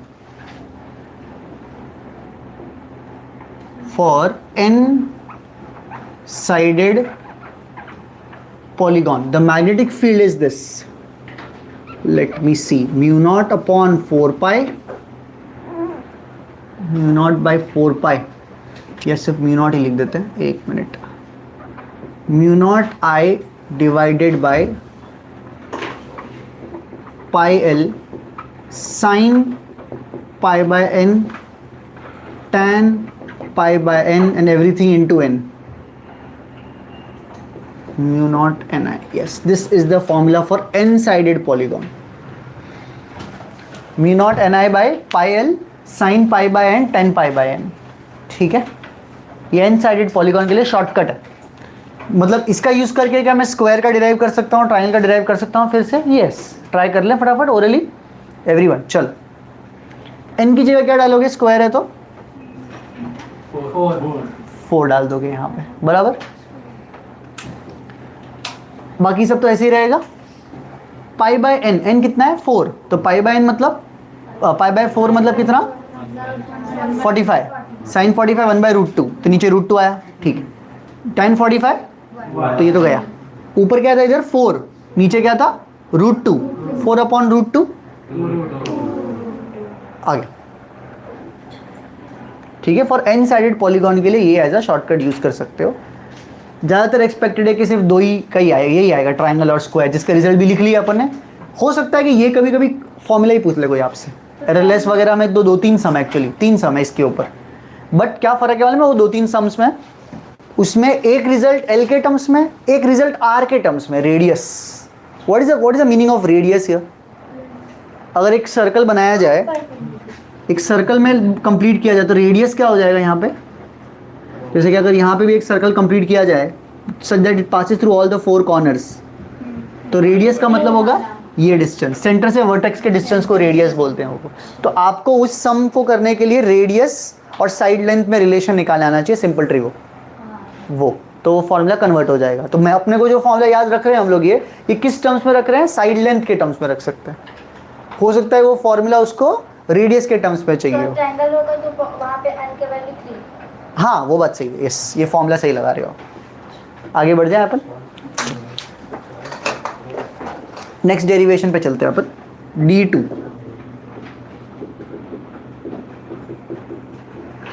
derive expression for magnetic field due to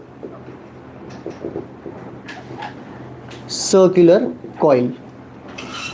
शुरू करें। Derive expression for magnetic field due to circular coil.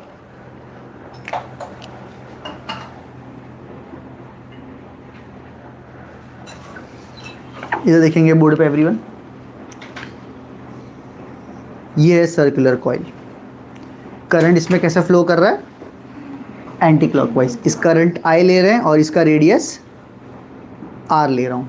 And you want to try to find the magnetic field direction at the center? Outside. Out. Dot. बराबर ना?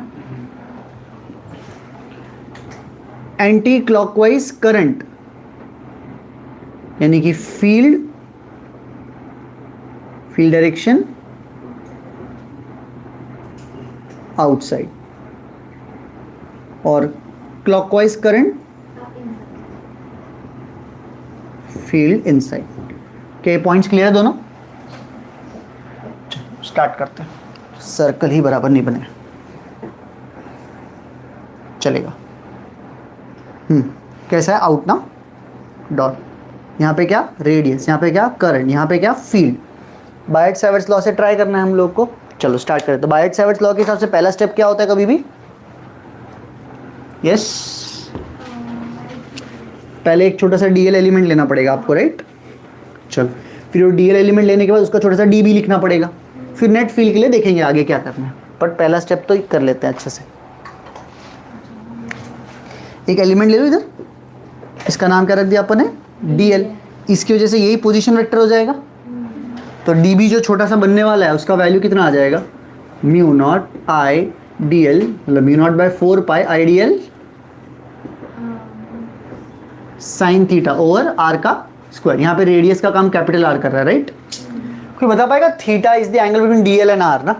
तो DL ऐसा है और R ऐसा है, angle 90, sine 91. So therefore the net magnetic field is integration of this dB, which is integration of mu naught upon 4 pi I dl over r का square. Yes, क्या क्या बाहर आ जाएगा इसके अंदर? अगर आप अलग अलग अलग अलग अलग अलग एलिमेंट लेते हो सारे, तो कौन सी चीज बाहर आ जाएगी? सब बाहर आ जाएगा। अंदर क्या बचेगा?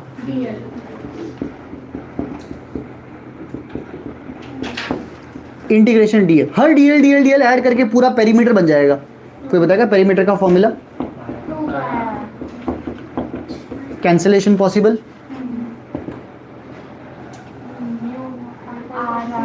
Mu naught pi pi R R 2 और इधर 2, तो नीचे सिर्फ 2r बचेगा। क्या फॉर्मूला क्लियर है सबको? इनफाइनाइट स्ट्रेट के लिए मैग्नेटिक फील्ड का फॉर्मूला क्या था? Mu naught I by 2 pi R. Straight में पाई आता है, सर्कल में पाई नहीं आता है, मुझे ऐसे याद है। दोनों दिखते तो सेम ही है, बस पाई का फर्क है। स्ट्रेट में पाई आता है, सर्कल में पाई नहीं आता। और अगर ऐसे बहुत सारे टर्न्स है तो, n नंबर ऑफ टर्न्स है तो, अगर n नंबर ऑफ टर्न्स है तो इन सबको सब इंटू n कर देने का। कर सकते हो आप लोग, इतना सिंपल सा, ठीक है। राइट साइड का भी हटा दूं?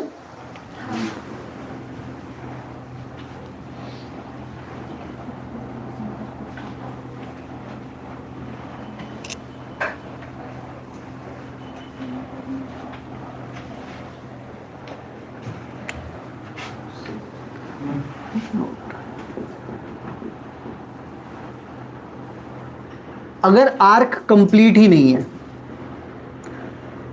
अगर आर्क कंप्लीट ही नहीं है, ऐसा थीटा एंगल वाला रेडियस आ रहा है, तो यहाँ पे जो मैग्नेटिक फील्ड उसका डायरेक्शन इनसाइड होगा, क्लॉक इनसाइड, बराबर है इतना।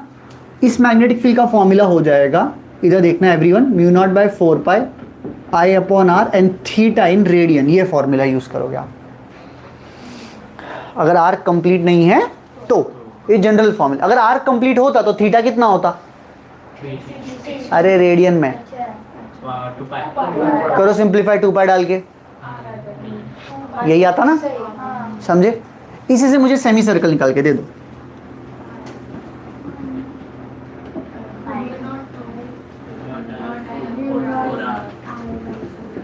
ऐसे तो लॉजिकल है, सर्कल का जो इसका आधा ही करना है। तो b is equal to mu naught upon 4 pi I upon R into simplify, which is mu naught I divide by 4r. Anyone want to try quarter?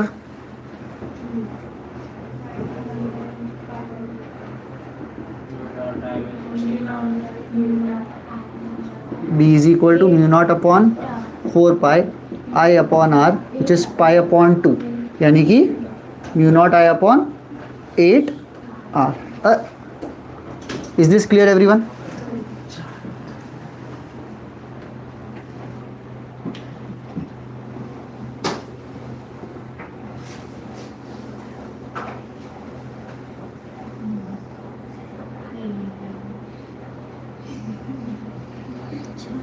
Radius R है और आइडिया दे दूं कुछ। एक बार क्वार्टर का फॉर्मूला अलग लगाना है और एक बार 3 क्वार्टर का फॉर्मूला अलग लगाना है। बट सर क्वार्टर का तो आता है, 3 क्वार्टर का फॉर्मूला क्या करोगे? क्वार्टर का इंटू 3। एक क्वार्टर का आता है ना, इसका भी एक क्वार्टर का निकाल दो, इंटू 3 कर देना। और ये दोनों फील्ड्स ऐड करनी है कि सब्ट्रैक्ट करनी है? जैसे कि ये पार्ट का जो फील्ड है वो किस डायरेक्शन में, सिर्फ ये वाला पार्ट का इनसाइड, और ये पार्ट का ये भी इनसाइड ही है, सब क्लॉकवाइज है तो सब क्लॉकवाइज, ये दोनों फील्ड ऐड ही करनी है, ठीक है ना? खत्म करो। सर वही चल रहा ये आपने अंदर ये रखा और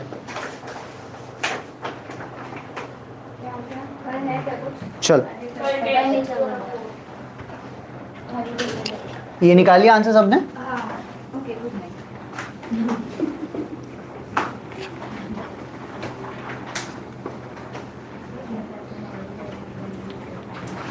ये हटा दूं, ये भी हटा रहा हूँ। हो गया आपका? आपको 32 करेंगे ना? इसका आंसर निकाल के दे दूं पहले? ये 1/4 वाले का mu naught I by 8R, 1/4 का तो ये आ जाएगा। 3/4 क्वार्टर वाले का भी mu naught I divide by 8, but R की जगह 3R लेना पड़ेगा, और ये क्योंकि 3 क्वार्टर्स है ना, 3 क्वार्टर्स है ना ये, तो 1 2 3, इसलिए ऊपर भी 3 आएगा। और नीचे 3 क्यों आया सर? क्योंकि रेडियस 3 टाइम्स है उसका, तो नसीब अपना 3 कट गया, तो mu naught I by 8R plus mu naught I by 8 बार इज, तो final answer is mu naught I divide by 4R। Match हुआ आंसर? ठीक, चलो। तो काफ़ी सम सबको सॉल्व एग्जाम्पल में मिल जाएंगे जो इनफाइनाइट वायर और कर्व वायर्स के रिलेटेड होंगे, ठीक है ना? डूएबल है, वो कर सकते हैं अपन। अभी एक डेरिवेशन D3 कर लेते हैं अपन।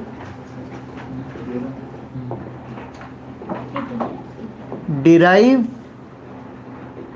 Expression for B due to ring at axial point, at an axial point, मतलब एक रिंग के एक्सिस पे, on the axis of the ring. ये तो लिख देता हूँ, on the axis of ring. तो एक रिंग ले ले पहले, ये रिंग है ऐसा, मेरी बात सुन रहे हो? ये रिंग में करंट ऐसे ले रहा हूँ मैं, और इस लाइन का नाम क्या है अपने?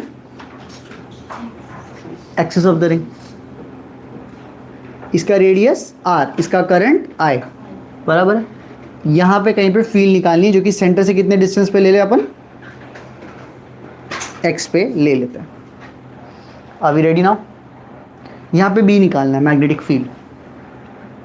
तो सबसे पहले बायट-सैवर्ज लॉ से अगर करना है तो पहले आपको एक एलिमेंट लेना पड़ेगा, तो एलिमेंट किधर ले अपन? छोटा सा एलिमेंट ये ले लूँ, वर्क्स। ये जो एलिमेंट है ये आपकी तरफ बढ़ रहा है, do you agree with this? इधर देखेंगे एवरीवन, पेन्स डाउन। ये छोटा सा एलिमेंट है ना जो आपकी तरफ आ रहा है, इस छोटे से एलिमेंट की वजह से जो आपकी तरफ आ रहा है, इसकी वजह से फील्ड का डायरेक्शन क्या हो? इसकी वजह से फील्ड कैसे बनेंगे इसके आसपास? ऐसे गोल गोल बनेंगे, ऐसे गोल गोल। नहीं समझे तुम लोग मेरी बात? मैं बना नहीं पाऊंगा क्योंकि मिटाने में बहुत प्रॉब्लम हो जाएगी। एक छोटा सा एलिमेंट है जो इधर बनाया है, ये छोटा सा जो एलिमेंट आपकी तरफ आ रहा है ना, ये वाला, इसके आसपास फील्ड ऐसा ऐसा बनेगा ना, ऐसा। अब इस वायर के लिए ये जो पॉइंट है वो इधर है, ऐसा नीचे की तरफ है, मतलब इधर कहीं पे ऐसा है। यहाँ पे फील्ड का डायरेक्शन किधर जाएगा? ऐसा टेंजेंट बनेगा ना, तो कहाँ बनाऊं? नहीं समझे तुम लोग? नीचे का मैं डायग्राम हटा सकता हूँ? चलिए, बहुत बढ़िया। ये डीबी है जो बायट-सैवर्ज वाला है, ये 90 डिग्री है। कौन सा? ये वाला, राइट? ठीक, क्योंकि ये रेडियस है ना, इतना सर्कल का जो टेंजेंट होता है वो इसके रेडियस के परपेंडिकुलर होता है ना। अच्छा, ये अगर थीटा है और ये 90 है तो ये एंगल थीटा हो जाएगा क्या? थीटा के पास 90 माइनस थीटा, उसके पास फिर थीटा, ठीक। अच्छा, ऐसे नीचे भी एक एलिमेंट होगा जो कि अंदर की तरफ जा रहा होगा। शिफा, ये एलिमेंट बाहर की तरफ आ रहा है, ये एलिमेंट अंदर की, इसकी वजह से यहाँ पे फील्ड डायरेक्शन किधर होगा? ये जो अंदर की तरफ जा रहा है वो ऐसे ऐसे बनेगा ना, ऐसा, इधर भी एंगल ये थीटा हो जाएगा। डीबी का रिजोल्यूशन करना है और मुझे ये बताना है कि कौन सा कंपोनेंट ऐड होगा, कौन सा कंपोनेंट सब्ट्रैक्ट होगा। Magnetic field is integration of, magnetic field is integration of, हाँ इसका ये वाला कंपोनेंट ऐड होने वाले दोनों, अग्री, यानी कि साइन साइन ऐड होने वाले और कॉस कॉस कैंसर, यानी कि डीबी का साइन थीटा ट्वाइस, या चलेगा तो ट्वाइस मत लिखो अभी के लिए, आप लिमिट या तो लिमिट्स में आप पूरा ले लो या 2 लगाओगे तो सिर्फ आधा सर्कल लेना पड़ेगा, एक ही बात है, मैं फिलहाल नहीं ले रहा। तो डीबी साइन थीटा कर लेते हैं। हाँ ये बताओ अभी इसमें बायट-सैवर्ट्स ने क्या बोला हुआ है,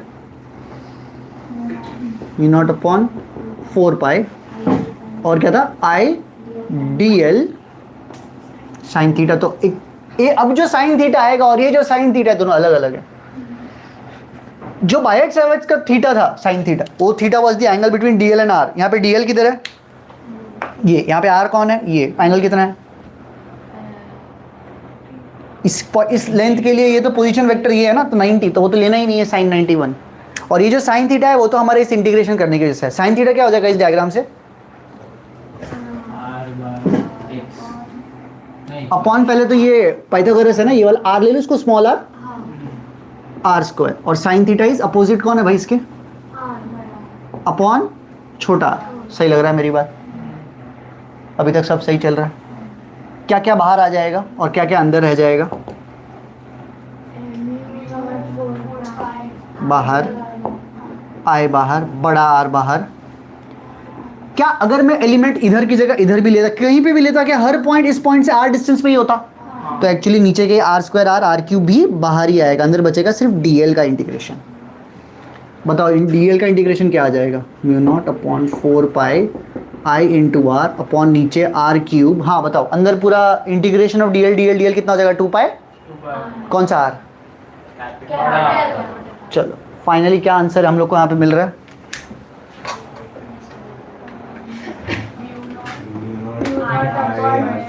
ये 2 पाई का कुछ कर सकते हैं, रहने दे,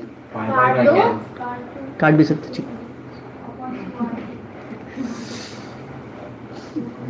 कर दिया। Mu naught I R square upon 2 R cube which is also written as mu naught I R square. देखो किसी दिन स्मॉल आर दिया तो अच्छा है फॉर्मूला, बट वो लोग एक्स देंगे, एक्सिस ऑफ द रिंग, तो आपको ये स्मॉल आर की जगह क्या लिखने आना चाहिए, R square plus X square का 1/2, और फिर उसका क्यूब भी डालना है, तो क्या आ जाएगा 2 times R square plus X square raise to 3/2। समझा कब कौन सा यूज़ हो जाए तो अच्छा है।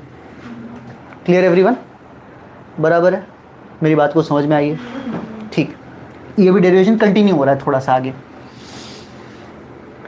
इंटरमीडिएट स्टेप ऐसा भी दिख रहा था ना हम लोग को, mu naught upon 4 pi I, ये 2 पाई, ये इधर था ना एक स्टेप, ये 2 था ना अपने पास। एक काम करता, पहले पूरा लिख ही लेता हूँ वापस से, फिर उसको कुछ करेंगे। ऐसा कुछ था इंटरमीडिएट स्टेप, मेरी बात को समझ रहे हो।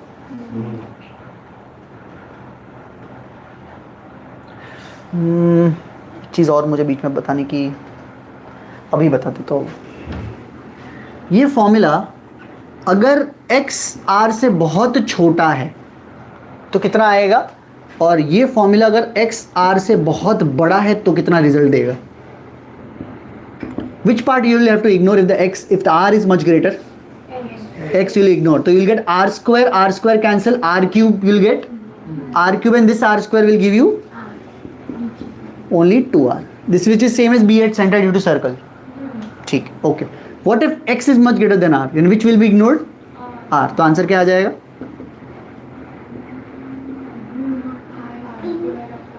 r square नीचे 2x cube will come. मेरी बात समझे कुछ? ठीक है, हाँ, now I'll continue. In the intermediate step, we had mu naught upon 4 pi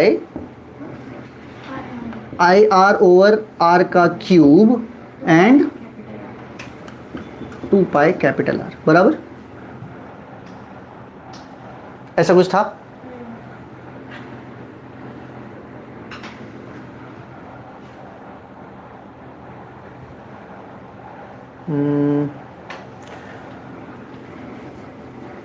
इसी को उठा लो, चलेगा अभी के लिए, ये लेना चाहते हैं।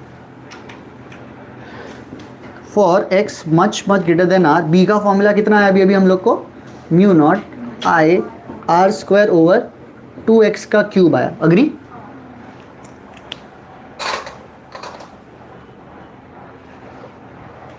ये राइट साइड रख दो पूरा।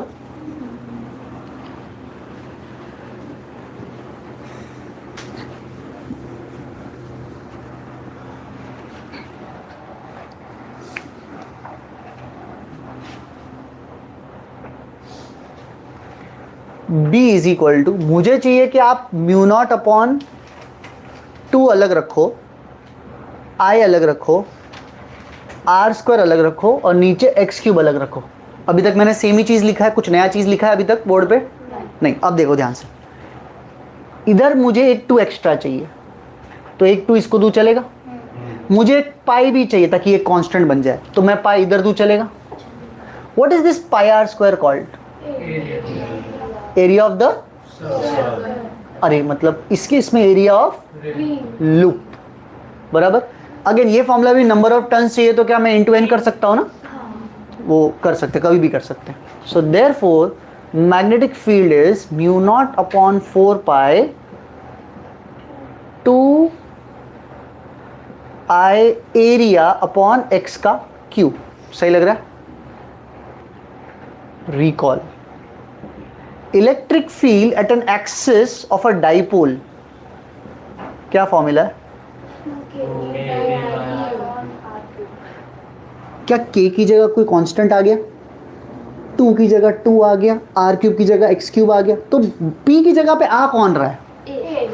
सो therefore current into area will be called as, यहाँ पे p का नाम क्या था? Electric, yes.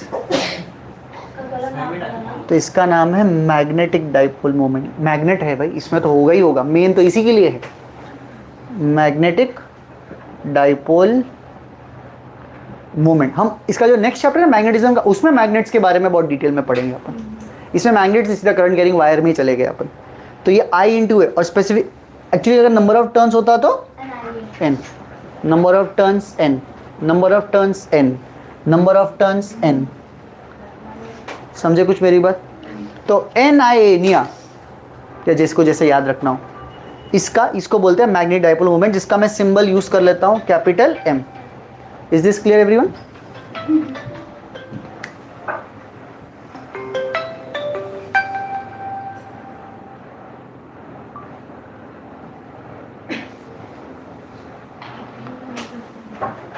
Magnetic dipole moment बराबर है।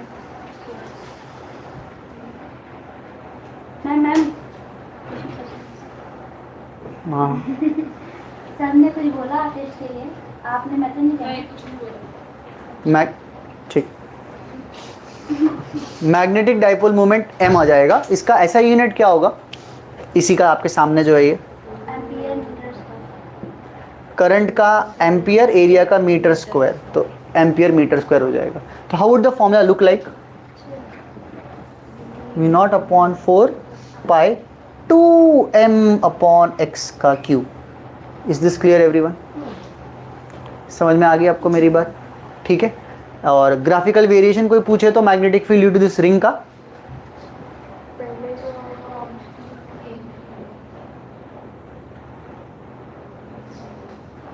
ऐसा इस सेंटर पे